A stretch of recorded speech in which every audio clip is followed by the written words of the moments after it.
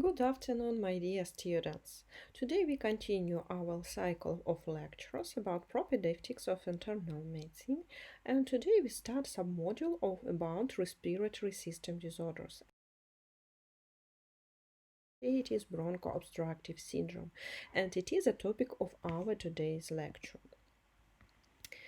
The objective of the lecture is to coverage of modern concepts, the course and diagnostic of bronchial obstruction.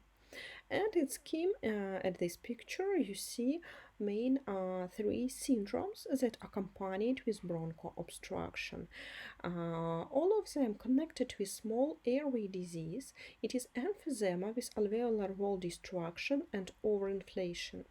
The chronic bronchitis with productive cough and airway inflammation. And it is asthma with reversible obstruction. And you see by the scheme that all these syndromes can go together with each other and can lead or be accompanied or be isolated from one more syndrome that I'm going to discuss with you today. We name it chronic obstructive pulmonary disease. The plan of our today's lecture, it is a small introduction with definition of bronchoobstructive syndrome and main thesis about it. It's to discuss the urgency and significance of the problem, to give definition and discuss causes, etiology, pathogenesis, symptoms and classification, differential diagnosis, diagnostic tests, surveillance and prevention of bronchoobstructive syndrome. What are the bronchoobstructive syndrome? What the definition? It is pathological condition with airflow limitation during breathing. Approximately 100 heterogeneous diseases are associated with bronchoobstructive syndrome. In asthma and chronic obstructive pulmonary disease, it's leading clinical syndrome. Airway obstruction consists of reversible and irreversible components, with the inflammation as the main pathogenetic factor, developing under the influence of infections, allergic, physical, and neurogenic triggers. Moreover, the presence of viral and other respiratory infection deteriorates the course of bronchial obstruction, leading to the progression of the disease. In most cases, bronchoobstructive syndrome prognosis is serious and depends on the cause of bronchial obstruction, on the forms of disease, timely conducted pathogenetic therapy, and prevention. The urgency, the importance of this problem. It is a very usual syndrome, and all these diseases that we discuss, they are very often in our countries and in other countries in the world. In childhood, respiratory disease occupy one of first places, yet for children it is one of the most important problems. Hereditary factors, environmental pollution, social factors play an important role in it. In recent years, there has been marked increase in diseases that occur with an obstructive syndrome, which is very diverse in nature and may be a manifestation of many diseases. Manifestation of the syndrome usually occurs on the background of acute respiratory viral infection. It takes a severe course and is accompanied by signs of respiratory failure. Early diagnosis of the diseases that causes the obstruction, timely pathogenetic treatment and prevention reduces or eliminates clinical manifestations of the syndrome and thus improves the quality of life of the patients.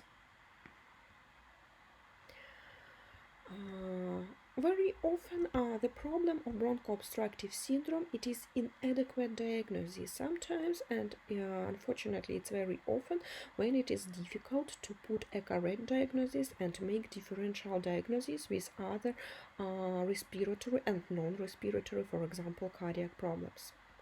The lack of comprehensive program of monitoring of patients.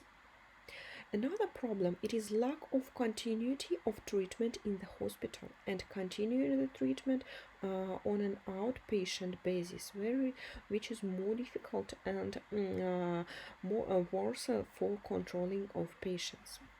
Another problem, it is the need for rehabilitation and social adaptation, obligatory rehabilitation, different types of rehabilitation after acute phase of these disorders. What is definition?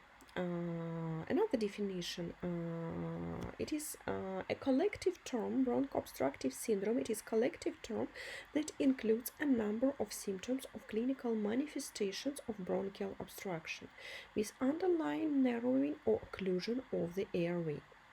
Clinically severe bronchoobstructive syndrome is most common in children, especially young children, but it is not a rare disease among adult population. Its emergence and development is influenced by various factors, primarily respiratory viral infections. Early diagnosis and treatment of bronchoobstructive syndrome is a therapeutic practice that complications of the disease, improves survival and quality of life of these patients with bronchoobstructive syndrome. One more definition for you, I give you several to give a wide clinical picture and wide meaning of this syndrome. And different understanding of this syndrome can be reflected in different definitions. Another one, it is a complex of symptoms that develops due to limitation of air passing through the narrowed airway or increasing of resistance against airflow during ventilation. It is the most clinical definition for bronchoobstructive syndrome and one of the most usable. In Western literature, this clinical symptom complex is currently called within syndrome. The term bronchoobstructive syndrome cannot be used as an independent diagnosis. Bronchoobstructive syndrome, it is a symptom complex of any disease and etiology of which is necessary to determine in all cases of the development of bronchial obstruction. Bronchoobstructive syndrome lays in basis of asthma, bronchoectasis, bronchitis, chronic obstructive pulmonary disease, cystic fibrosis, etc. Yes, nearly the same scheme like in the first part of the lecture. Yes, it usually the combination of several components, several disorders like asthma, emphysema, chronic bronchitis. In a complex, it can give COPD, chronic obstructive pulmonary disease, and all of them connected with airflow obstruction. Causes of bronchoobstructive syndrome. Most often, obstructive conditions occur in patients with a family history of allergies, especially who often suffer from respiratory infections, more than 6 times. Smoking, including passive smoking, it is the most often etiological factor for chronic obstructive pulmonary disease or COPD. Serious asthma symptoms with frequent exacerbations for a long time, which have not been improving with the treatment. It is long-term exposure of lung irritants like air pollution, like industrial dust, chemical fumes, etc. It is preterm birth that leads to lung damage. It is one more case when it can lead to bronchoobstructive syndrome, like in neonatal chronic lung disease. One more risk factor, it is family history of emphysema. It can be inherited factors, genes, including alpha-1 antitrypsin deficiency. Etiology. Acute stenosis, laryngotracheobronchitis of viral, bacterial, and viral etiology or diphtheria. Peritonsillar abscess, it can be retropharyngeal abscess, epiglottitis, it is congenital stridor, hypertrophy of tonsils and adenoids, cyst, hemangioma, and papillomatosis of the larynx. It is problems of upper airways that can lead to bronchoobstructive syndrome. In infants, it can be aspiration caused by swallowing disorders, congenital abnormalities of the nasopharynx, chalasia and achalasia of esophagus, tracheobronchial fistulas, gastroesophageal reflux disease. Malformations of trachea, bronchi, respiratory distress syndrome, cystic fibrosis, bronchopulmonary dysplasia, immunodeficiency, and intrauterine infection. Pathogenesis of bronchial obstruction. It depends on the etiology of disease. Pathogenetic mechanisms can be divided into two main groups. First group, it is functional factors or reversible bronchoobstruction. It is bronchospasm, inflammatory infiltration, edema, violation of mucociliary clearance, hypersecretion. And it can be irreversible changes like congenital stenosis of the bronchi and other irreversible changes, or some functional causes of bronchoobstruction during some time in chronic patients after long time of disease can lead to some fibrosis, some remodeling of bronchi with formation of irreversible changes. Most often we can see it in COPD. The main factor of pathogenesis of first group of functional or reversible bronchoobstructive syndrome is inflammation, which can be both infections and allergic. The mediator of the acute phase of inflammation is interleukin-1. It is produced by tissue macrophages under the action of infection, allergy, and promotes the release of first-type mediators like histamine and serotonin into peripheral blood. These mediators are constantly present in granules of mast cells and basophils that ensures very rapid biological effects. Besides histamine, an important role of the pathogenesis of inflammation is played by mediators of a second type, like eicosanoids, generated during the early inflammatory response. It's due to histamine, leukotrienes, and anti-inflammatory prostaglandins that we observe. The results of action of these chemicals be in enhancement of vascular permeability. It is edema of bronchial mucosa. It is hypersecretion of mucus viscous and bronchoconstriction. How can we classify bronchoobstructive syndrome? By duration, it can be acute. It is bronchoobstructive syndrome in which clinical manifestations persist more than 10 days. It is protracted, it is recurrent and continuously recurring. And according to severity, the bronchoobstruction can be identified as mild, moderate, severe, and latent bronchial obstruction. Common symptoms, main clinical symptoms of bronchoobstructive syndrome. It is prolonged exhale. It is wheezing, noisy breathing, like with expiratory dyspnea, with respiratory rate 50 and more per minute. It can be asthmatic fits. It can be auxiliary muscles participating in breathing. Yes, to make it more easy for the patient, include in a breathing cycle additional breathing muscles. You remember that physiologically in normal breathing it takes but just diaphragm, and in patient with bronchoobstructive and other respiratory problems, usually patient switch on auxiliary and other additional muscles. It can be poorly productive cough. It can be decrease in oxygen partial pressure. Yes, by pulse oximetry, it will be decreasement of pressure of oxygen. It can be depression and anxiety. Psychological problems very often in patients with bronchoobstructive syndrome and other respiratory problems. It is very typical, and usually such patients are very depressed. It can be, in severe cases, weight loss. It can be tiredness and fatigue.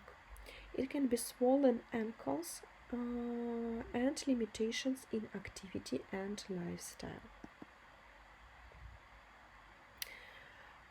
In mild bronchoobstructive syndrome, when it's not very severe, it's usually not such specific, not such bright clinical picture, but it presents some symptoms that help you to put diagnosis on bronchoobstructive syndrome.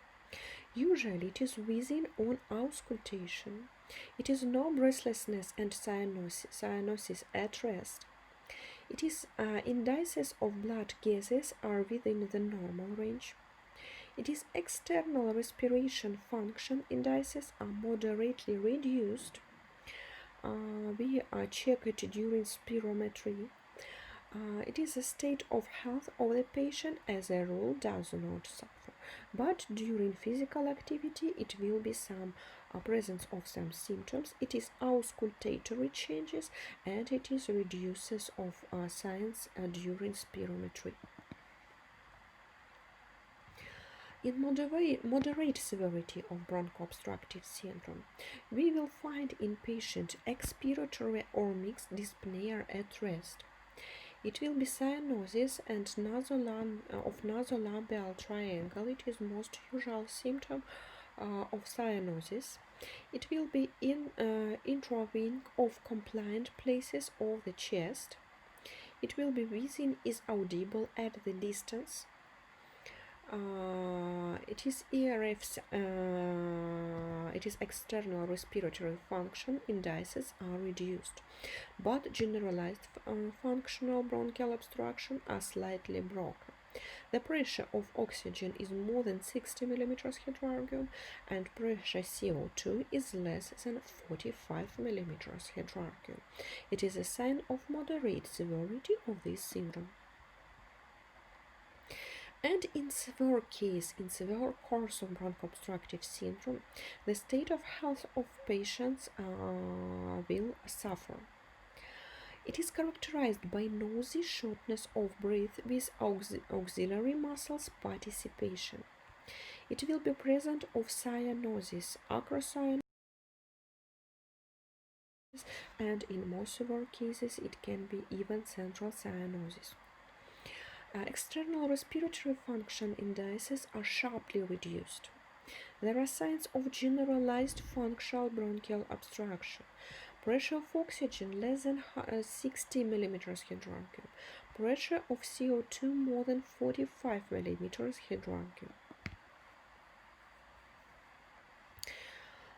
Conditions of bronchoobstructive syndrome, all of them we discussed. Main of them, it is chronic bronchitis, it is bronchoectasis, asthma, and more rare disorder but possible bronchiolitis. It is subgroup of chronic bronchitis. And what is the difference between them? How to differentiate? Yes. In first three syndromes, the main site will be bronchus, and for bronchiolitis, it is smaller damaging of smaller airflows. It is damaging of bronchial. Major changes for chronic bronchitis, it is hyperplasia and hypersecretion of mucous glands. For bronchoectasis, it is dilation and scarring of airways. In asthma, it is smooth muscle hyperplasia with spasm, excessive mucus, inflammation, and constriction of bronchus. And in bronchiolitis, it is inflammatory scarring and bronchial obliteration. The causes of it: for chronic bronchitis, it is tobacco smoking and air pollutants. Moreover, here it is very important factor. It is viruses. Yes, it is a series of viral bronchus inflammations. For bronchoectasis, it is persistent severe infections. For asthma, it is immunological or idiopathic. You remember that asthma, it is mostly autoimmune disorder. That's why here the main cause, it is own immune response, own immune attack against bronchus. And for bronchiolitis, it is tobacco smoking and air pollutants, like for chronic bronchitis. Here are the same mechanism, the same etiology, but it's damage smaller airflows, it's damage bronchioles. And by symptoms for chronic bronchitis, it will be on the first place productive cough. For bronchoectasis, it is cough with purulent sputum and fever. For asthma, it is episodic wheezing, cough and dyspnea. Yes, it is like asthma status, asthma paroxysm, episodic dyspnea, episodic asthmatic paroxysm with difficult of breathing, wheezing and cough. And for bronchiolitis, it is cough and dyspnea. Difference in conditions of bronchoobstructive syndrome. What more difference? In asthma, the bronchial tubes are hyperresponsive, yes, caused by immunity, and usually triggered by breathing in things in which air, such as dust, pollen, etc., with a recurring episode of wheezing, breathlessness, chest tightness, and coughing, particularly at night or in early morning. Bronchoectasis, it is another situation. It refers to the abnormal, irreversible dilation of bronchi caused by destructive and inflammatory changes in the airway walls. Chronic obstructive pulmonary disease is characterized by airflow limitation that is not fully reversible. Differential diagnosis of COPD and asthma. These two conditions connected very strongly with each other. They have a lot of the several symptoms, and usually it's very difficult to differentiate, is it COPD or is it asthma, but mechanically it is absolutely other disorders. But moreover, what I want to tell you, in most patients with bronchoobstruction, they have combination as COPD component as asthma component, but mainly always nearly always we can take one syndrome like a main syndrome, pathogenetic syndrome, and another one will be like accompanied with the first.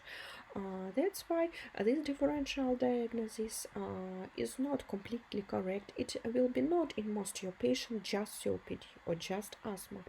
In most of them, you will find signs of both, but your goal to find the main disorders and main mechanism here. What is COPD? For COPD, the main differential signs is onset in mild midlife. It is symptoms slowly progressive. In most patients, it is long smoking history. It will be dyspnea during exercise and largely irreversible airflow limitation. And in asthma, what is the difference? It is onset early in life, often in childhood. Yes, you remember that most often asthma manifests in children.